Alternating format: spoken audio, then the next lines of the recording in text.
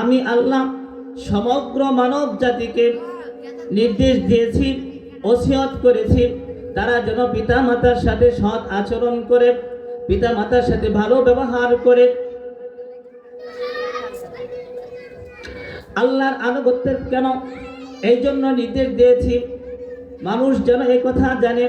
আল্লাহর প্রতি ঈমান আনার পর আল্লাহর প্রতি আস্থা নিষ্ঠা আনুগত্য স্থাপন করার পরেই মানুষের উপর প্রথম দায়িত্ব কর্তব্য হচ্ছে পারিবারিক দায়িত্ব কর্তব্য পালন করা।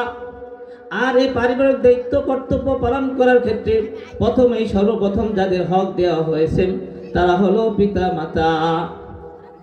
মানুষ যেন আল্লাহর আনুগত্যের উপরেই পিতা মাতার আনুগত্য করে, পিতা মাতাকে শ্রদ্ধা করে ভালোবাসে। এই জন্য আল্লাহ পাক রব্বুল আলামিন বলতেছেন, ওয়াকাদা রাব্বুকা আল্লা তা'বুদু ইল্লা ইয়্যাহু ওয়া বিল ওয়ালিদাইনি ইহসানা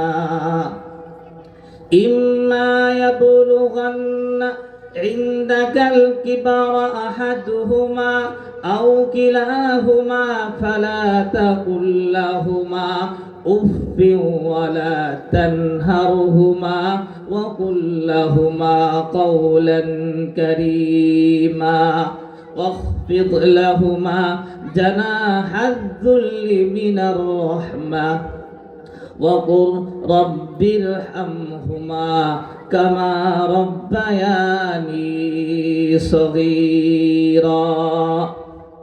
আল্লাহ পাক রব্বুল আলামিন বনি ইসরাঈলের আয়াতের মাঝে বলতেছেন যে আমি আল্লাহ আমার আনুগত্য করার পরেই মানুষকে আমি নির্দেশ দিয়েছি, মানুষের কাছে এই ফয়সালা করে দিয়েছি তারা যেন পিতামাতার আনুগত্য করে।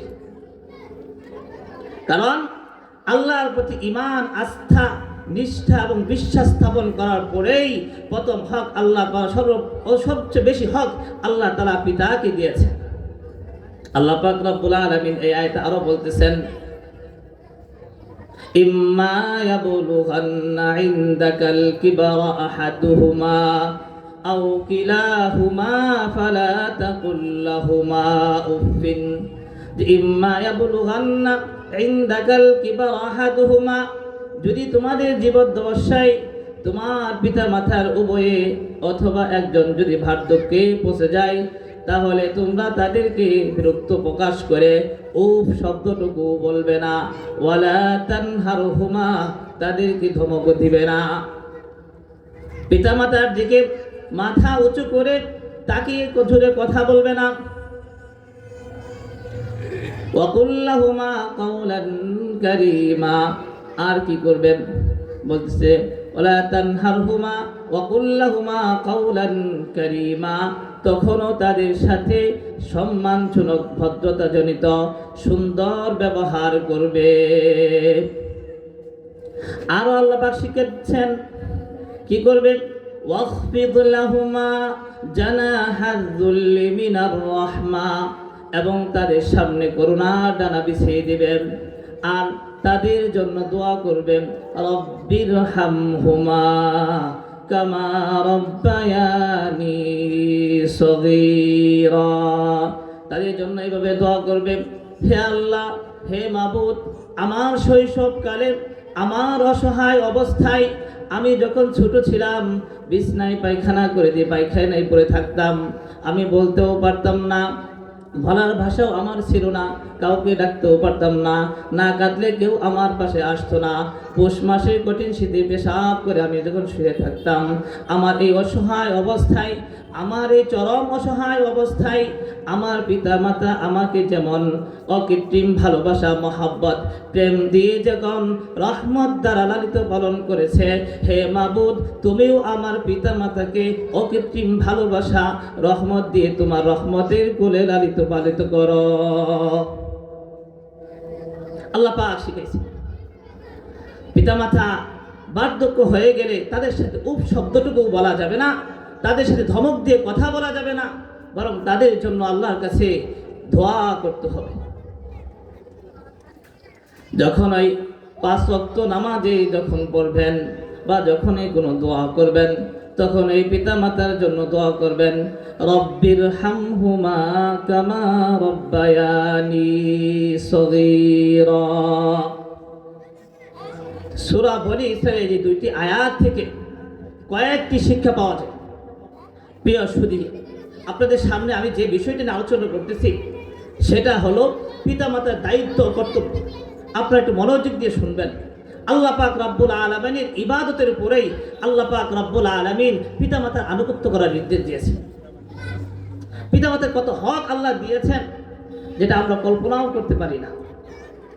সূরা বনী ইসরাঈল দুইটি আয়াত থেকে আমরা কয়েকটি শিক্ষা পাই। প্রথমত আল্লাহ পাক রব্বুল আলামিন এক নম্বরে যে শিক্ষা দিয়েছে সেটা হলো যে আমি আল্লাহর ইবাদতে আনুগত্য করার পরেই মুমিনের উপর সবচেয়ে বড় হক হচ্ছে পিতামাতার হক আদায় করা। দ্বিতীয়ত আল্লাহ পাক রব্বুল আলামিন বলতেছেন, পিতামাতা যখন বার্ধক্যে উপনীত হয় তখন তাদের মিজাজের মাঝে এক ধরনের রুক্ষতা কঠোরতা চলে আসে। কারণ তারা বার্ধক্য মানুষ, কথায় আছে এক পেরি সৎ বিমারি, এক বার্ধক্যতায় শত রোগের উৎস। বার্ধক্যতার কারণে তারা কথা কানে কম শুনে, কথা বেশি বলে, আগের মতো তাদের শরীরের অবস্থা নেই, মিজাজ খিটখিটে হয়ে যায়। এই মিজাজ খিটখিটে হয়ে যায় এই সময়ের জন্য পিতা সন্তান যেন পিতার প্রতি অসন্তুষ্ট না হয়, তাদের প্রতি বিরূপ আচরণ না করে, নাফরমানি না করে, বরং সেটাও যেন খুশি মনে সহ্য করে। এই আল্লাহ পাক এই নির্দেশ দিয়েছেন।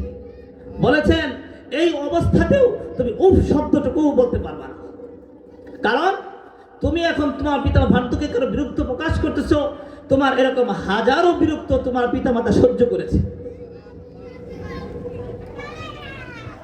পিতামাতা যখন এই আয়াতে আল্লাহ পাক রব্বুল আলামিন আয়াতের মাঝে এই শিক্ষা পাওয়া যায়, পিতামাতা যখন বার্ধক্যে উপনীত হয় তখন গোপনে পিতামাতার দিকে খেয়াল রাখো। কারণ আগের মতো শারীরিক অবস্থা তাদের নেই, আগের মতো ইনকামও করতে পারে না, যে জিনিস প্রয়োজন সেটাও ঠিক মতো পায় না, অথবা ঘরে বউ একটা দাজ্জাল মার্কা ঠিক মতো চাইলে দেয়ও না। পিতামাতা এই অবস্থায় যেন সন্তান যেন পিতামাতার প্রতি কঠিনভাবে খেয়াল রাখে। যদি তাদের অভাব অনটন থাকে তারা যেন আর্থিকভাবে সাহায্য সহযোগিতা করে, এই শিক্ষা আল্লাহ পাক রব্বুল আলামিন আয়াতের মাঝে দিয়েছেন। আল্লাহ পাক রব্বুল আলামিন এই কথা বুঝাইতেছেন, দেখো পিতামাতা বার্ধক্য হওয়ার কারণে তাদের যে মিজাজের মাঝে একটু কঠোরতা আসে, চাইলে অনেক জিনিস পায় না, এই জন্য তাদের মান অভিমান আসতে পারে, তাদের ভিতরে একটু গুসা আসতে পারে, তারা রাগ করতে পারে। এই রাগের সময়েও তো আল্লাহ পাক রব্বুল আলামিন তোমাদেরকে এই অধিকার নেই যে তাদের দিক দিয়ে ধমক দিয়ে কথা বলবে।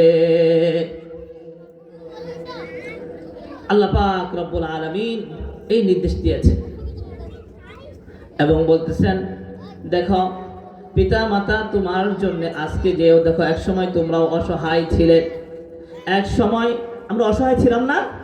আমাদের শৈশবকাল খুব অসহায় ছিল। ওই সময় আমাদের পিতামাতা আমাদেরকে কি করছে? লালন পালন করছেন।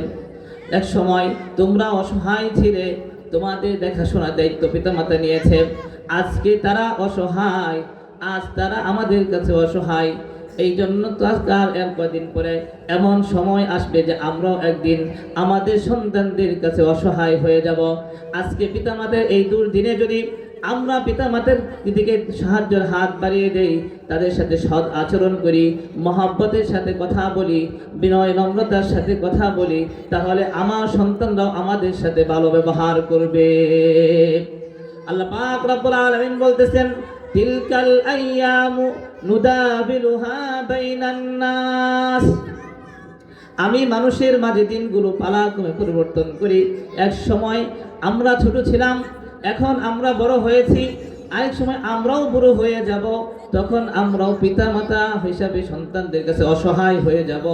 যদি আমরা সন্তান এই অবস্থায় পিতামাতার লক্ষ্য রাখি, তাহলে তারাও আমাদেরকে আমাদের বৃদ্ধ বয়সে লক্ষ্য রাখবে। আর যদি আমরা লক্ষ্য না রাখি, পিতামাতাকে বৃদ্ধাশ্রমে রেখে আসি, আমার সন্তান আরো জোড়া ধাক্কা দিয়ে রেখে দিয়ে আসবে। কাজেই পিতামাতার সাথে যে আমরা সৎ আচরণ করি, তাহলে আল্লাহ পাক রব্বুল আলামিন আমাদের প্রতি আমাদের সন্তানকেও আমাদের প্রতি অনুগত করে দিবেন, বাধ্যগত করে দিবেন, তারাও আমাদের সাথে ভালো আচরণ করবে। পিতামাতার এই বার্ধক্য অবস্থায় যখন সন্তানরা বিরক্ত হয়ে বলে, এই বুড়িটা মরে নাই কেন, এই বুড়োটা মরে না কেন? বলেন নাউজুবিল্লাহ। তুমি কেমন সন্তান? তোমার মুখ দিয়ে কিভাবে এই কথা বের হলো? তুমি কি সেই কথা ভুলে গেছো?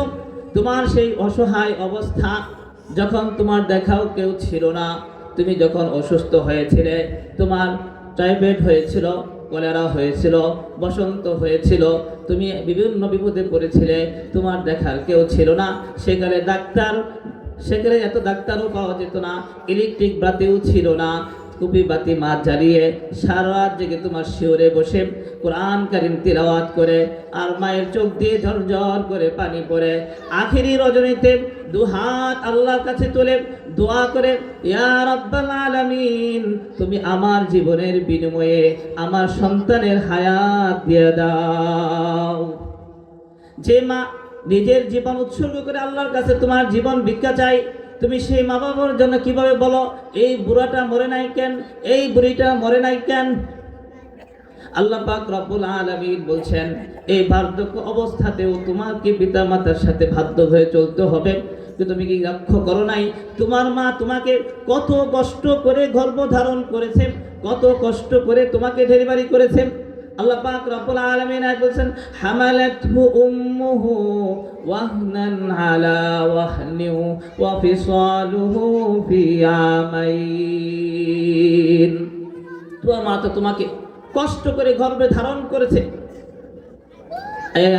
অপর আয়াত আল্লাহ তাআলা বলতেছেন, সূরা আহকাফের মধ্যে বলতেছেন, ওয়াসাইনাল ইনসানা বিওয়ালিদাইহি ইহসানা, আমি সমগ্র মানব জাতিকে পিতামাতার প্রতি সৎ আচরণ করার নির্দেশ দিয়েছি। হামালাতহু উম্মুহু কুরহা ওয়া ওয়াদাআতহু কুরহা। এখনো বলতেছে, মা অত্যন্ত কষ্ট করে তোমাকে গর্ভে ধারণ করেছে এবং অত্যন্ত কষ্ট করে ওকে ডেলিভারি করেছে।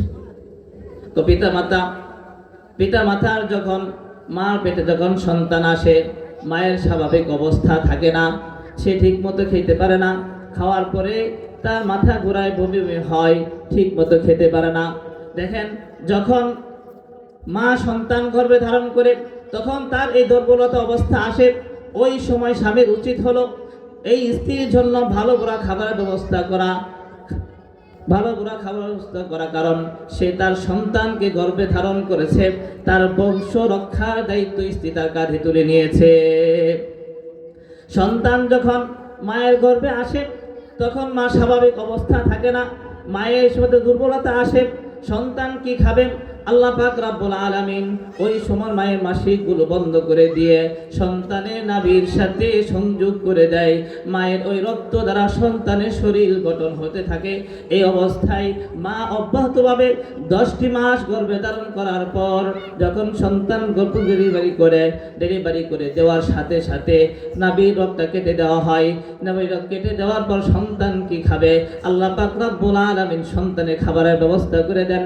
মায়ের বুকুর দিয়ে ধাবর লাট আল্লাহ পাক চালু করে দেন। তখন সন্তান মায়ের দুধ খেয়ে বড় হতে থাকে।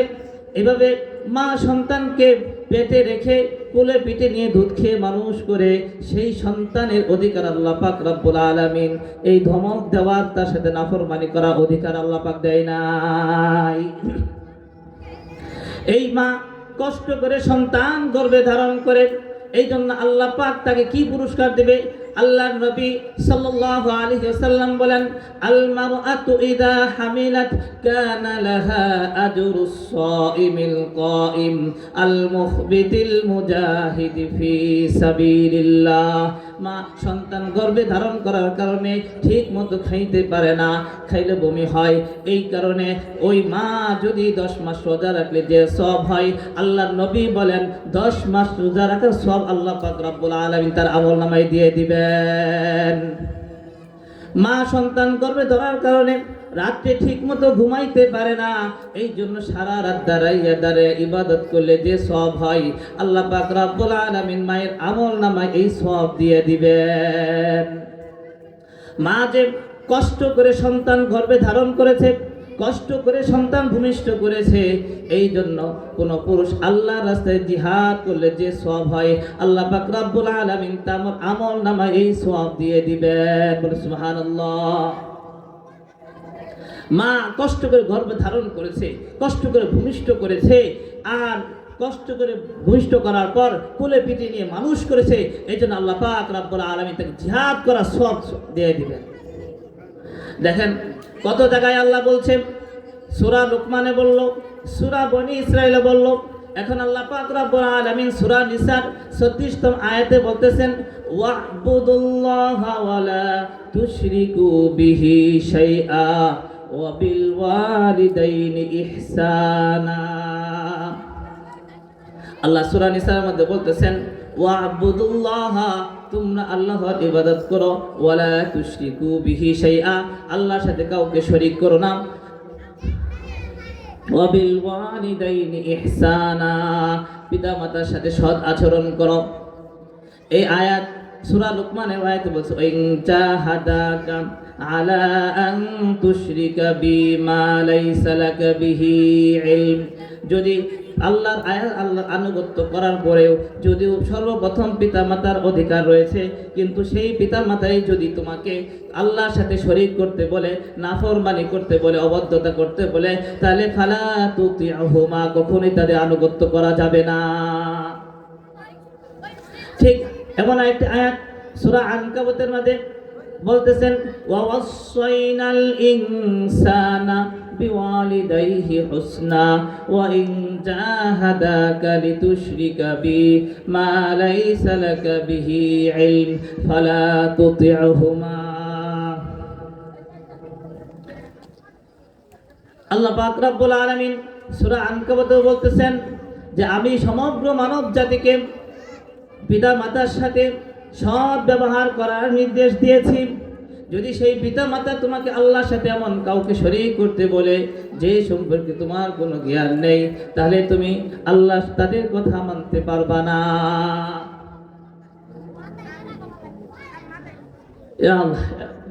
সময় খুব কম, খুব সংক্ষেপ করতেছি। দেখ আল্লাহ পাক রব্বুল আলামিন বলতেছেন, যদি পিতামাতা মুশরিক হয় তাহলেও তাদের সাথে খারাপ আচরণ করা যাবে না, তখনও তাদের সাথে ভালো আচরণ করতে হবে। এই সম্পর্কে আল্লাহ পাক রব্বুল আল্লাহ রাসূল সাল্লাল্লাহু আলাইহি ওয়াসাল্লাম বলেন, দেখো এই আয়াতটি যে একটা পাঠ করলাম সূরা আনকাবুতের আয়াত, এই আয়াতের শানুন নজুল তিরমিজিতে বর্ণিত হয়েছে যে সাদ ইবনে আবি ওয়াক্কাস রাদিয়াল্লাহু আনহু তিনি ইসলাম গ্রহণ করেছিলেন, তিনি তার মা মুশরিকা ছিলেন, আর তিনি ইসলাম গ্রহণ করার কারণে তার মাতা খুবই বিরাট ছিলেন, খুব মনক্ষুণ্ণ ছিলেন। সাদ ইবনে আবি ওয়াক্কাস রাদিয়াল্লাহু আনহুকে বললেন, দেখো তুমি যতক্ষণ পর্যন্ত একত্ববাদ ছেড়ে শিরকের দিকে ফিরে না আসবে ততক্ষণ পর্যন্ত আমি কোনো খাওয়া দাওয়া করব না। তিনি এই পক্ষে দলিল দিলেন, দেখো তোমার কিতাবের বিধান, আল্লাহর হুকুম হচ্ছে মায়ের কথা মানা, আর তোমার মায়ের কথা না মানাই হচ্ছে আল্লাহর হুকুমকে অমান্য করা। কাজে আমি তোমার মা হিসাবে তোমার প্রতি আমার নির্দেশ হচ্ছে একত্ববাদ ছেড়ে তুমি শিরকের দিকে ফিরে আসো। যখন মা এই কথা বললেন, তা আব্বাস রাদিয়াল্লাহু আনহু তিনি খুব পেরেশান হয়ে গেলেন। নবী করিম সাল্লাল্লাহু আলাইহি ওয়াসাল্লাম দরবারে গিয়ে সব খুলে বললেন। তখন আল্লাহ পাক রব্বুল আলামিন এই কথা আয়াত নাযিল করলেন, ওয়া ইন জাহাদাকা লিতুশরিকা বি মা লাইসা লাকা বিহি ইলম ফালা তুতিউহুমা। পিতা মাতা যদি আল্লাহর সাথে শিরক করতে বলে তাহলে আল্লাহ তাদের এই কথা মানা যাবে না, কিন্তু তখনও তাদের সাথে কি করতে হবে, সাহিবহুমা ফিদ দুনিয়া মারুফা, দুনিয়াতে তখনও তাদের সাথে সৎ আচরণ করতে হবে। এই সৎ আচরণ সম্পর্কে পিতামাতার হক সম্পর্কে আব্দুল্লাহ ইবনে মাসউদ রাদিয়াল্লাহু আনহু তে বর্ণিত প্রকাশিত হাদিস, তিনি বলেন, সাআলতু রাসূলুল্লাহ সাল্লাল্লাহু আলাইহি ওয়াসাল্লাম, আমি রাসূলুল্লাহ সাল্লাল্লাহু আলাইহি ওয়াসাল্লামকে জিজ্ঞেস করলাম, আইয়ুল আমালি আহাব্বু ইলাল্লাহি তাআলা, আল্লাহর নিকট সবচেয়ে প্রিয় আমল কোনটি? আল্লাহ রাসূল সাল্লাল্লাহু আলাইহি ওয়াসাল্লাম বলেন, আস-সালাতু আলা ওয়াক্তিহা, সময় মতো নামাজ আদায় করা। এরপর তিনি বললেন, সুম্মা আইয়ুন, এরপর কি? রাসূল সাল্লাল্লাহু আলাইহি ওয়াসাল্লাম বলেন, সুম্মা বিররুল ওয়ালিদাইন, এরপর হলো পিতামাতার আনুগত্য করা, সৎ ব্যবহার করা। অপর হাদিসে রাসূলুল্লাহ সাল্লাল্লাহু আলাইহি ওয়াসাল্লাম বলেন, এক সাহাবী রাসূল সাল্লাল্লাহু আলাইহি ওয়াসাল্লাম জিজ্ঞেস করলেন, আইয়ুল আমাল মান আহাক্কুন নাসি বিহুসনি সাহাবাতি, হে আল্লাহর রাসূল, আমার সবচেয়ে ভালো ব্যবহার পাওয়ার হকদারকে? রাসূলুল্লাহ সাল্লাল্লাহু আলাইহি ওয়াসাল্লাম বলেন উম্মুক। এরপর সাহাবী আবার জিজ্ঞেস করলেন সুম্মা মান? এরপর কে? রাসূলুল্লাহ সাল্লাল্লাহু আলাইহি ওয়াসাল্লাম বললেন সুম্মা উম্মুক। এরপর ওই সাহাবী আবার জিজ্ঞেস করলেন এরপর কার? তিনি আবার বললেন সুম্মা উম্মুক। এরপরও তোমার মার, এরপরও তোমার মার। তখন সাহাবী আবার জিজ্ঞেস করলেন সুম্মা মান? এরপর কার? তিনি বললেন সুম্মা আবুকা। এরপর তোমার পিতা। তাহলে মায়ের অধিকার কত গুণ হলো? 3 গুণ। 3 গুণের কথা আল্লাহ পাক বলেন। অপর হাদিস আছে আবু হুরায়রা রাদিয়াল্লাহু আনহু قال جاء رجل الى النبي صلى الله عليه وسلم فاستأذنه في الجهاد। এক ব্যক্তি নবী করিম সাল্লাল্লাহু আলাইহি ওয়াসাল্লাম জিহাদের অনুমতি চাইলেন। রাসূল সাল্লাল্লাহু আলাইহি ওয়াসাল্লাম বললেন আহাইয়ুন ওয়ালিদাক? তোমার পিতামাতাকে বেঁচে আছে? সাহাবী উত্তর দিলেন হ্যাঁ আমার পিতা নাম, আমার মা বেঁচে আছে, আমার পিতামাতা বেঁচে আছে। তখন রাসূল সাল্লাল্লাহু আলাইহি ওয়াসাল্লাম বললেন যে ফাফিহা ফাজাহিদ, তুমি যাও পিতামাতা সেবা করো, এটাই তোমার জন্য জিহাদ। আল্লাহর একজন সাহাবী জাহামা রাদিয়াল্লাহু আনহু নবী আকরাম সাল্লাল্লাহু আলাইহি ওয়াসাল্লাম এসে জিহাদের অনুমতি চাইলেন। নবী করিম সাল্লাল্লাহু আলাইহি ওয়াসাল্লাম বললেন হাল্লাকা মিন উম্মিন? তোমার মা কি বেঁচে আছে? তিনি বলেন হ্যাঁ আমার মা বেঁচে আছে।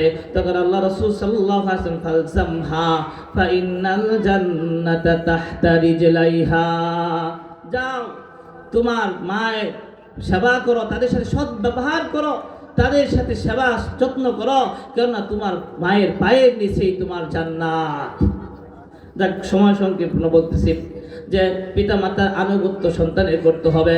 পিতামাতার আনুগত্যের চূড়ান্ত স্বরূপ আল্লাহ রাসূল সাল্লাল্লাহু আলাইহি ওয়াসাল্লাম বলেন আন ইবনে আব্বাস রাদিয়াল্লাহু আনহুমা قال قال النبي সাল্লাল্লাহু আলাইহি ওয়াসাল্লাম, আল্লাহ রাসূল সাল্লাল্লাহু আলাইহি ওয়াসাল্লাম বলেন মান আসবাহা মুতিআন লিল্লাহি ফি ওয়ালিদাই আসবাহা লাহু বাবান মাফতুহান মিনাল জান্নাহ। আল্লাহ রাসূল সাল্লাল্লাহু আলাইহি ওয়াসাল্লাম বললেন কেউ যে পিতা মাতার প্রতি আল্লাহ নাযিলকৃত বিধান মেনে পিতা মাতাকে সন্তুষ্ট করে সকাল করে আল্লাহ পাক রব্বুল আলামিন তার জন্য জান্নাতের 2টি দরজা খুলে দেন। আর বলতেছে যদি ওয়াইন কানা ওয়াহিদান ফাওয়াহিদুন, আর যদি পিতা মাতার দুইজন না একজন বেঁচে থাকে আর একজনকে সন্তুষ্ট করা অবস্থায় সকাল করে আল্লাহ পাক রব্বুল আলামিন তার জন্য জান্নাতের 1টি দরজা খুলে দেন। ওমান আমসা আসিয়ান লিল্লাহি ফি ওয়ালিদাইহি আমসা লাহু বাবান মাফতুহান মিনান নার, আর যে ব্যক্তি পিতামাতার নাফরমানি করে অবদ্ধতা করে পিতামাতাকে অসন্তুষ্ট করে সন্ধ্যা করে আল্লাহ পাক রব্বুল আলামিন তার জন্য জাহান্নামের 2টি দরজা খুলে দেন। বলেন নাউজুবিল্লাহ। আর যদি একজন বেঁচে থাকে একজন অসন্তুষ্ট করে নাফরমানি করে তাহলে আল্লাহ পাক রব্বুল আলামিন তার জন্য জাহান্নামের 1টি দরজা খুলে দেন। বলেন নাউজুবিল্লাহ। যদি পিতামাতার সেবা করেন তাহলে কি ফায়দা হবে? আল্লাহ রাসূল সাল্লাল্লাহু আলাইহি ওয়াসাল্লাম আনাস ইবনে মালিক রাদিয়াল্লাহু আনহু قال قال رسول الله صلى الله عليه وسلم, আনাস ইবনে রাসূল সাল্লাল্লাহু আলাইহি ওয়াসাল্লাম বলেন মান সাররাহু আন ইউমিদ্দা লাহু ফি উমরিহি ওয়া ইয়াজদাদু ফি রিজকিহি ফালইয়াবাররা ওয়ালিদাইহি ওয়াল ইয়াসিম রাহিমাহু, রাওয়াহু আহমদ। আল্লাহ রাসূল সাল্লাল্লাহু আলাইহি ওয়াসাল্লাম বলতেছেন কেউ যদি দুনিয়াতে দীর্ঘদিন দীর্ঘ হায়াত পেতে চাই, সম্মান চাই, মান সম্মান চাই, রিজিক চাই, সেজন্য পিতা মাতার সেবা করে। পিতা মাতা আল্লাহর সাহাবী আল্লাহ রাসূল সাল্লাল্লাহু বলেন হে আল্লাহ রাসূল, আমার পিতা মাতা তো মারা গেছে, আমি তাদের সাথে তো নাফরমানি করেছি, আমি তো তাদের হক ঠিকমতো আদায় করতে পারি নাই, এখন তো আমার বাবা মা মারা গেছে, এখন আমি কি করতে পারি? তখন আল্লাহ রাসূল সাল্লাল্লাহু আলাইহি ওয়াসাল্লাম বললেন তুমি তোমার পিতামাতা মারা যাওয়ার পর যদি 4টা কাজ করো তাহলে পিতামাতা মারা যাওয়ার পর তুমি পিতামাতার সেবা করতে পারবে, তাদের সাথে সৎ আচরণ করতে পারবে। সেই 4টা জিনিস কি? আল্লাহ রাসূল সাল্লাল্লাহু আলাইহি ওয়াসাল্লাম বলেছেন আদ-দুআউ লাহুমা ওয়াল ইস্তিগফারু লাহুমা ওয়া ইনফাদু আহদিহিমা ওয়া ইকরামু সাদীকিহিমা। 1 নম্বর আল্লাহ রাসূল সাল্লাল্লাহু আলাইহি ওয়াসাল্লাম বলেছেন আদ-দুআউ লাহুমা, তুমি তাদের জন্য দোয়া করবে, 1বার সূরা ফাতিহা পড়বে, 3বার সূরা ইখলাস পড়বে, আল্লাহ পাক রব্বুল আলামিন 1 খতম কোরআন শরীফ সব দিয়ে দিবে। 1বার সূরা ইয়াসিন পড়বে, আল্লাহ পাক রব্বুল আলামিন 10 খতম কোরআন শরীফ সব খতম করা সব দিয়ে দিবে। এইভাবে সূরা ইখলাস, সূরা ফাতিহা, সূরা ইয়াসিন শরীফ পড়ে আল্লাহর কাছে দোয়া করবে, আর বলবে রব্বির হামহুমা কামা রব্বায়ানি সগীরা। 2 নম্বরে বলছে ইস্তিগফার, তাদের জন্য ক্ষমা চাইবে, আল্লাহর কাছে ক্ষমা চাইবে। হে আল্লাহ, আমার পিতামাতা মানুষ ছিল, তাদের ভুল ত্রুটি হয়েছে, আজ তারা দুনিয়াতে নাই, আমি তার সন্তান হিসেবে অনুনয় বিনয় করে আপনার কাছে ক্ষমা চাইতেছি। আল্লাহ দয়া করে মায়া করে আমার পিতামাতার জীবনের সমস্ত গুনাহগুলো মাফ করে দেন। বলেন সবাই আমিন। আরো দোয়া করায়, আল্লাহ যত গুনাহ তাদের থেকে হয়েছে সমস্ত গুনাহগুলো তুমি তোমার নেক দ্বারা পরিবর্তন করে দিবে। এরপর 3 নাম্বার বলতেছি, পিতা মাতা মারা যাওয়ার আগে যদি কোনো ওয়াদা করে দিয়ে থাকে তাহলে তাদের ওয়াদাগুলো পূর্ণ করবে। 4 নাম্বার হলো পিতা মাতা যে বন্ধুগুলো আছে, মা যে বান্ধবীরা আছে, তাদের সাথে সৎ আচরণ করবে, তাদের খোঁজ খবর রাখবে। যদি তারা অসচ্ছল থাকে তাহলে তুমি তাদেরকে টাকা পয়সা দিয়েও সহযোগিতা করবে। বলতে এই 4টা কাজ যদি তুমি করো, পিতামাতা না থাকা অবস্থাতেও তুমি পিতামাতার খেদমত করতেছো, পিতামাতার হক তোমার জন্য আদায় হবে। সর্বশেষ যে হাদিসের ঘটনা বলে শেষ করতে যাচ্ছি, পিতামাতা যদি মুশরিকা হয়, এমনকি পিতামাতার বেশ্যাও হয়, তাহলেও পিতামাতার সাথে অসৎ আচরণ করা যাবে না। আবু হুরায়রা রাদিয়াল্লাহু আনহু ইসলাম গ্রহণ করেছেন। ওনার মা তখন মুশরিকা ছিলেন। ইসলাম গ্রহণ করার কারণে তিনি আবু হুরায়রা রাদিয়াল্লাহু আনহুকে অনেক কষ্ট দিয়েছেন। একদিন আবু হুরায়রা রাদিয়াল্লাহু আনহু নবী আকরাম সাল্লাল্লাহু আলাইহি ওয়াসাল্লামের দরবার থেকে ফিরতে অনেক দেরি হয়ে গেল। বাড়িতে এসে দরজায় নক করলেন। আবু হুরায়রা রাদিয়াল্লাহু আনহু মা দরজা খুলে জিজ্ঞেস করলেন, কোত্থেকে এসেছো? উনি উত্তর দিলেন, আল্লাহ রাসূল সাল্লাল্লাহু আলাইহি ওয়াসাল্লামের দরবার থেকে এসেছি। এই কথা শোনার সাথে সাথেই তিনি খুব রাগান্বিত হলেন। আবু হুরায়রা রাদিয়াল্লাহু আনহুকে মারধর করে গলা ধাক্কা দিয়ে ঘর থেকে বের করে দিলেন।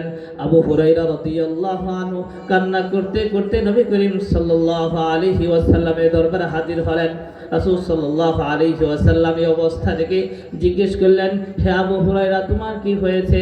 তিনি বললেন যে আপনার দরবারে যেতে আমার দেরি হয়ে গেছে, এই জন্য আমার মা আমাকে মেরে ঘর থেকে বের করে দিয়েছে। দেখেন, তখন রাসূল সাল্লাল্লাহু আলাইহি ওয়াসাল্লাম উত্তর দিলেন, দেখো তোমার মা মেরেছে, আমার করার কিছু নেই। রাসূল উত্তর কি দিলেন? যে তোমার মা এখানে মেরেছে, আমার এখানে করার কিছু নেই। তখন আবু হুরায়রা রাদিয়াল্লাহু আনহু বললেন, হে আল্লাহ রাসূল, আমি তো আপনার কাছে বিচার দিতে আসি নাই, তাহলে কেন এসেছ? আমি এসেছি, আমি জানি আল্লাহ রাসূল সাল্লাল্লাহু আলাইহি ওয়াসাল্লাম যদি আল্লাহর কাছে দোয়া করে তাহলে সেই দোয়া কবুল হয়। আমি এসেছি, আপনি আমার মায়ের জন্য হেদায়েতের দোয়া করুন। নবী করিম সাল্লাল্লাহু আলাইহি ওয়াসাল্লাম দুহাত তুলে দোয়া করলেন, আল্লাহুম্মা হদি উম্মি আবি হুরায়রা, হে আল্লাহ তুমি আবু হুরায়রার মাকে হেদায়েত দাও। এই দোয়া করার সাথে সাথেই আবু হুরায়রা রাদিয়াল্লাহু আনহু বাড়ির দিকে দৌড় শুরু করে দিলেন। সাহাবায়ে কেরাম তাকে ধরে থামালেন, জিজ্ঞেস করলেন, তোমার কোনো পেরেশানি কিনা, দৌড়াচ্ছ কেন? তিনি বললেন, কোনো পেরেশানি নাই, আমি দৌড়ায় বাড়ি যেতে চাই, দৌড়ায় বাড়ি গিয়ে দেখতে চাই আমি দৌড়ে আগে বাড়িতে পৌঁছলাম নাকি আমার রাসূল সাল্লাল্লাহু আলাইহি ওয়াসাল্লামের দোয়া আমার বাড়িতে আগে পৌঁছেছে। উনি বলেন, দৌড়ায় আমি বাড়িতে গিয়ে দরজায় নক করলাম। নক করার সাথে সাথে ভিতর থেকে আওয়াজ আসলো, বাবা একটু অপেক্ষা করো, আমি আসতেছি। আবু হুরায়রা রাদিয়াল্লাহু আনহু তিনি বলেন, আমি মায়ের এই আওয়াজ শুনে বুঝতে পেরেছি আমি দৌড়ায় বাড়িতে পৌঁছার আগেই আমার রাসূলের দোয়া বাড়িতে পৌঁছে গেছে। আবু হুরায়রা রাদিয়াল্লাহু আনহু দরজা খুললেন, বললেন, বাবা তোমাকে মারার পর আমি খুবই লজ্জিত হয়েছি, অনুতপ্ত হয়েছি। আমি মনে মনে বললাম যে আমার ছেলে তো কোনো খারাপ কাজ করে নাই, কোনো খারাপ মানুষের কাছে যায় নাই, বিশ্ব মানব সর্বশ্রেষ্ঠ মানব নবী আকরাম সাল্লাল্লাহু আলাইহি ওয়াসাল্লামের কাছে গেছে। এই জন্য আমি অনুতপ্ত হয়েছি, আমি গোসল করেছি, পবিত্র হয়েছি, আমাকে নবী করিম সাল্লাল্লাহু আলাইহি ওয়াসাল্লাম দরবারে নিয়ে যাও, আমি মুসলমান হয়ে যাব। আবু হুরায়রা রাদিয়াল্লাহু আনহু আমাকে নিয়ে গেলেন। তিনি রাসূলুল্লাহ সাল্লাল্লাহু আলাইহি ওয়াসাল্লামের দরবারে কালিমা বললেন, লা ইলাহা ইল্লাল্লাহু মুহাম্মাদুর রাসূলুল্লাহ, কালিমাতুল ইসলাম গ্রহণ করে ফেললেন। আল্লাহ পাক রব্বুল আলামিন আমাদেরকে পিতামাতার হক আদায় করার তৌফিক দান করুন। যে কথাগুলো হাদিস থেকে বললাম, সেই কথাগুলো সর্বপ্রথম আমাকে এবং আপনাদের সকলকে সেগুলো মানার তৌফিক দান করুন। ওয়া আখিরু দাওয়ানা আলহামদুলিল্লাহি রাব্বিল আলামিন। আসসালামু